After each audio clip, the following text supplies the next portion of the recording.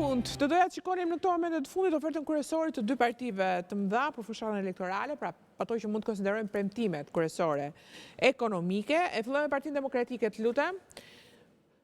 Okej, kemi të dyja, atëherë.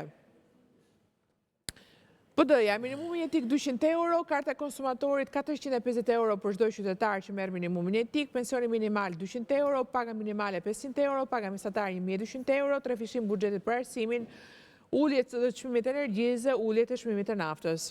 Partia Socialiste. Në vitin 2030, e rëndësishme për të theksuar, Shqipëria do të jetë në BE, do të ketë pension minimal 200 euro, do të ketë pagë mesatare 1000 euro. Po në vitin 2030, paga mesatare në sektorin publik 1300 euro. Në vitin 2030, të ardhurat për banor do të shkojnë për 15.000 euro.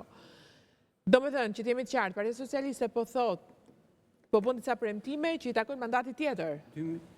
Mandatit 5. Pra kjo është... Ky është Elbi? Edhe kryesorin e BE-s. Edhe kryesorin e BE-s, ai nuk e ka brenda këtij mandati. Jo, mirë, dakor, po premtimet janë për zgjedhjet e 2030-ës, jo të 2025-ës. Problem me një fjali, nuk flas për 3 mandate, nuk flas fare për 12 vjet që kam qenë, çfarë mund të kisha bërë, çfarë duhet të kisha bërë, çfarë s'kam bërë, çfarë kam bërë. Nuk flas as për mandatin ku dua të fitoj, po flas për një mandat më tej. Pak a shumë kjo e përshkruan, është kompleks. Ose as nuk e diskutoj që do fitoj këtë mandat, kështu që më intereson të flas, të shikoj perspektivën se këtë mandat e marrë, kam në xhep. Këtë e para më pakta ka shkputje logjike tash, diçka nuk shkon këtu. Pra është dikush që flet për atë që ka bërë të bën. Shputje apo jo, diskutojmë. Po, ma thuaj ti. Për mandatin, flet për... To janë premtimet. Do ta fillosh apo do ta mbyllësh? E di si është kjo, më kujton një gjë, se jo të gjithë, edhe sidomos audienca, po unë kam qenë fëmijë i vogël, po i mbaj mend nga komunizmi ca gjëra, dhe kanë qenë në kolektivat punonjëse, pra që ishin ndërmarrjet aso kohe, kishte njerëz që ishin vullnetarë të nivelit, punëtor dalluar, që punonin pra në 81-shin punonin për vitin 2023. Kjo është fiks kështu. Pra është një lloj socializmi utopik që vazhdon, dhe Edi Rama punon për 2013, po jemi në 2024, ke qenë 3 vjet pushtet, pra është punonjësi i dalluar i socializmit, që do të realizoj planin, është në 81-shin, do të realizoj planin në 2030. Ç'të të them? Është parodi e gjitha. Ka diçka të çuditshme për ty kjo 2030-ës?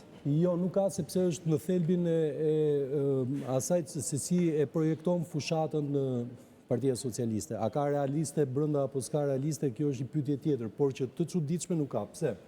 Sepse edhe projekcioni që bën Partia Socialiste në këtë rast dhe Rama si kryetar i saj dhe si kryeministër i vendit, thekson pikërisht këtë gjë, që ne jemi e vetmja forcë politike që e çojmë Shqipërinë përpara, e çojmë deri në vitin 2030 që bëhet antarësimi në Bashkimin Evropian, ndërkohë që përballë kemi një opozitë e cila është kënet, është opozita e bufit, që nuk është e gatshme për të ardhur në pushtet. Pra edhe projekcioni 2030-ës thekson pikërisht këtë perspektiva nga realiteti ku është tani.